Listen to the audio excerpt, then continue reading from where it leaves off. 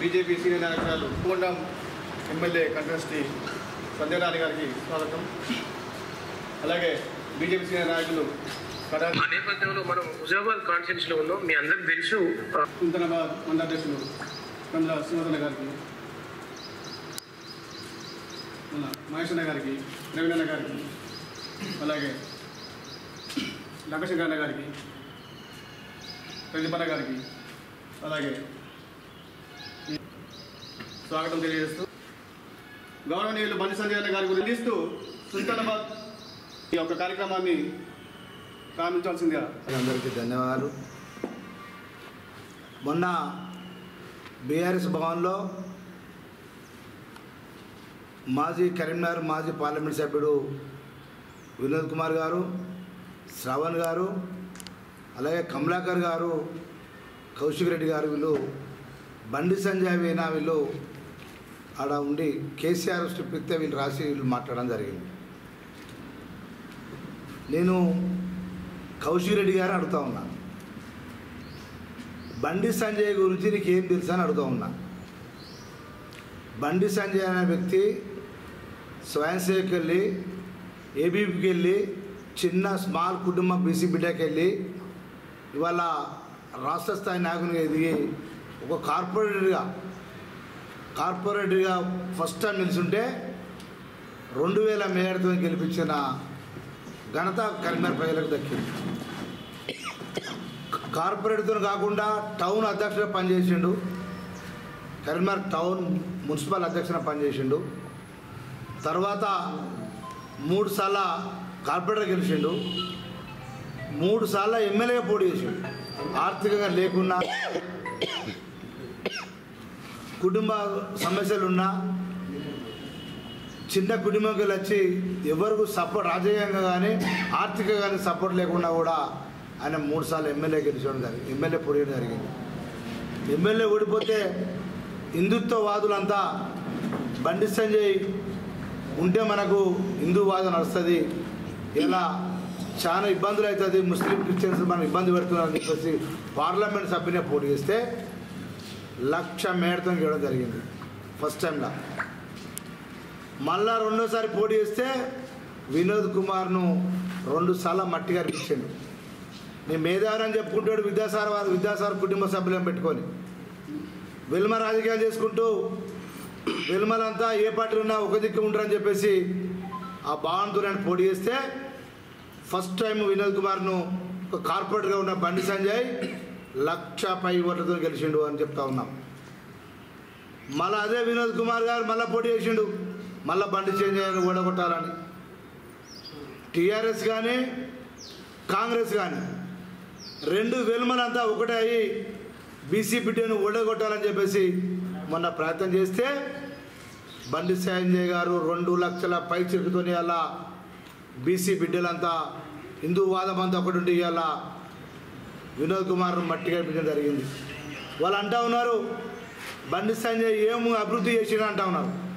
నేను ఒకటే సవాల్ చేస్తూ ఉన్నా, కౌశిక్ రెడ్డి గారు ఒకటే చెప్తున్నా, నీకు దమ్ము నెత్తురు చీముంటే కేసీఆర్ రమ్మని చెప్పు, ఖమ్మం దగ్గర రమ్మని చెప్పు, ఖమ్మం దగ్గర బండి సంజయ్ టైం తీసుకొని వస్తా. నా సవాల్ను నీకు దమ్ముంటే స్వీకరించు. నేను హుజాబాద్కి వచ్చి నేను ఆడ ప్రెస్ మీట్ పెట్టి చెప్తా, బండి సంజయ్ ఎన్ని కోట్ల రూపాయలు తీసుకొచ్చిండు, ఎన్ని వేల కోట్ల రూపాయలు తీసుకొచ్చిండు నేను చెప్పడానికి సిద్ధంగా ఉన్నా. నువ్వు ఉన్నవా అని అడుగుతా ఉన్నా. బండి సంజయ్ అభివృద్ధి గురించి మాట్లాడతావా? చలో రమ్మా, నీకు దమ్ముంటే కమలాకర్ కానీ వినోద్ కుమార్ కానీ శ్రవణ్ కుమార్ కానీ మీకు ఎవరికైనా దమ్ముంటే సవాలు విసురుతా ఉన్నాయి. భారతీయ జనతా పార్టీ జిల్లాకి వెళ్ళాలా, నేను అదే హుజరాబాద్కి వస్తాం, లేకపోతే కర్మాల కూర్చుందాం. ఇవాళ బండి సంజయ్ గారు ఎన్ని కోట్లతో అభివృద్ధి చేసిండో చూపెడతామని చెప్తున్నాం. నువ్వు ఇలా 5 సంవత్సరాలు ఎంపీ చేసినావు, పార్లమెంట్ సభ్యులు చేసినావు వినోద్ కుమార్ గారు, ఎక్కడ నువ్వు ఆర్ఓ బ్రిడ్జ్ చేసిన వాళ్ళ కర్మాల.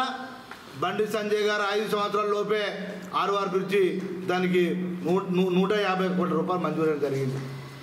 చివరి దశకు వచ్చింది అది. కరీంనగర్ మున్సిపాలిటీని అమృత్ కింద పెట్టి ఇవాళ 1000 కోట్ల రూపాయలు తీసుకొచ్చి అలా కరీంనగర్ అలా కార్పొరేషన్ అభివృద్ధి పాల్పడుతున్న బండి సంజయ్ గురించి మాట్లాడుతున్నారు. మీరు ఏం చేసినా మాట్లాడుతున్నారు. ఇలా వేలాది మంది అలా ఆడపిల్లలు అమ్మ తల్లులందరూ ఉజ్వల గ్యాస్ గురించి కట్టెల పొయ్యి అలా పెట్టి కన్ను మాడుతున్నాయంటే ఉజ్వల గ్యాస్ గురించి లక్షలాది గ్యాస్ కనెక్షన్స్ వచ్చింది వాళ్ళ ఇలా ఎలకర్తుత్తు నుంచి వెళ్ళి సిద్దిపేట వరకు ఇలా రోడ్డు 4 లైన్ అవుతుంది. ఇలా కరీంనగర్ నుంచి వెళ్ళి ఇలా వరంగల్ వరకు ఇలా 4 లైన్ అవుతూనే ఉన్నది. ఎక్కడ నీకు ఏం మాట్లాడుతున్నావు? నీ అభివృద్ధి అవపడతలేదా? నీకేమున్నా నీకు ఎత్తివేరినావు కానీ నీ మెదడు లేదని చెప్తా ఉన్నా. ఏం చెప్పినా మొన్న ఎలక్షన్లకు ఫస్ట్ తెలంగాణ ఉద్యమానికి నువ్వేం మాట్లాడినావు? మానుకోటలో రాళ్ళు ఇచ్చినావు వైఎస్ఆర్ పార్టీలో ఉండి. నువ్వు తెలంగాణ ఉద్యమం నువ్వు చేసింది తెలంగాణ ద్రోహి అని చెప్తా ఉన్నా. నీకు సిగ్గు లేకుండా కేసీఆర్ ఫ్యామిలీకి అటాచ్మెంట్ పెట్టుకొని కాంగ్రెస్లో ఉండి కోవాటు చేసి ఎమ్మెల్సీ అలా రూపాయలు లేకుండా ఎమ్మెల్సీ అయినావు. ఎమ్మెల్సీ అయినాక అమ్మొద్దు లెక్క నిన్ను తిప్పుతాడు కేటీఆర్ గారు. తిరిగి అలా ఎమ్మెల్సీ టికెట్ అయిపోయినాక ఎమ్మెల్యే టికెట్ ఇస్తే రాజేంద్ర రెడ్డి గెలిచినావు. నీకు దమ్ముంటే ఇప్పుడు చెప్తా ఉన్నా, నువ్వు రాజీనామా చేయి. భారతీయ జనతా పార్టీ మామూలు కార్యకర్తలు గెలిపిస్తా అని చెప్తా ఉన్నా. నువ్వు రాజీనామా గెలిపిపోతే నీ అధ్యక్ష పదవి కాదు, నీ హుజరాబాద్ అంబేద్కర్ నీ ముక్కు రాస్తా అని చెప్తా లేస్తా ఉన్నా. నీవు ఎక్కడ చేసినావు అని అడుగుతా ఉన్నా. మేము చేసిన పనులల్లా ఇట్లా 12,000 కోట్ల రూపాయలు మీ అభివృద్ధి కింద పెట్టినాము. ఇవాళ మేము లెక్కలతో సహా ఉన్నది. ఇవాళ మేము చూపెడతామంటున్నాము. మీ తమ్ముంటే ఖమ్మం దగ్గర రాని చర్చిస్తాము. బండి సంజయ్ టైం నేను తీసుకుంటా, కేసీఆర్ టైం నువ్వు తీసుకో. అప్పుడు రానప్పుడు మేము తప్పల పడతామని చెప్తా ఉన్నా. ప్రతి నిజం బ్లాక్ మెయిల్. మొన్న ఏం చేసినావు?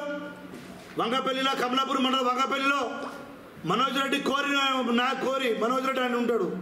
ఆయన దగ్గర గతంలో ఎమ్మెల్సీకి 50,000 తీసుకున్నావు, 25,000 రూపాయలు తీసుకున్నావు. మళ్ళా మన కేసీఆర్ మీటింగ్ అయితే ఉన్నది 50,000 రూపాయలు కావాలని మన బెదిరించిన కోరి నడుపుతా బిడ్డ అని. ఊళ్ళో ప్రజలకు ఏం చెప్పినావు? పైసలు ఎత్తాను ఊళ్ళో ప్రజల పేరు చెప్పి గుడి పేరు పెట్టి నువ్వు అంతకుముందు 25,000 తీసుకుంటే ప్రజలు తెలిసింది. నేను వంగపల్లి పోతే నిలదీసి అడిగిరు. నేను అడుగుతా వాళ్ళకి చెక్ ఇచ్చింది వాస్తవం కాదా అని అడుగుతా. నేను 9,000 చెక్ ఇచ్చినావు, వాళ్ళు డబ్బులు ఇవ్వలేదా, చెక్ డ్రా కాలేదు.